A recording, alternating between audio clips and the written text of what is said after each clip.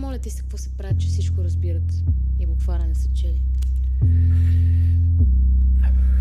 Петър Берон. Сутрин ставам рано с тиха стъпчица, хапките броя си и на клудница. Мамето ми казва, стоя твой баща, любовта ви през корема само минава. Прозореца отварям, вънка студ голям. Днес какво ще правя и къде ще ям? Васето се прави нещо на голям. Първо идва тука, после свършва там. Ама няма какво да криеш, защото всичко си знам. И каквото и да прави, хич не пука ми грам. Само щом си легне вечер, още пише ми сам.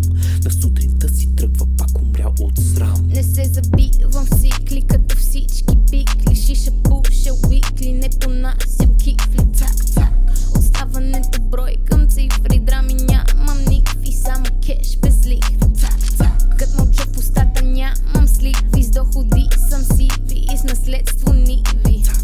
Като дължиш ми кинти имаш грижи. Мене това ме движи, не броя бакшиши.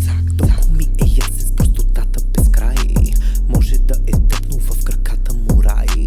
Като сме двама с него, всичко просто е вайб. За него аз съм пошла, той е третия рай. Като го питам нещо, той стои и си трае. Защото полудявам, ако нещо не знае. Уж нещо там работи, ама само се шляе. И знае, че с празен поглед ще ме омае.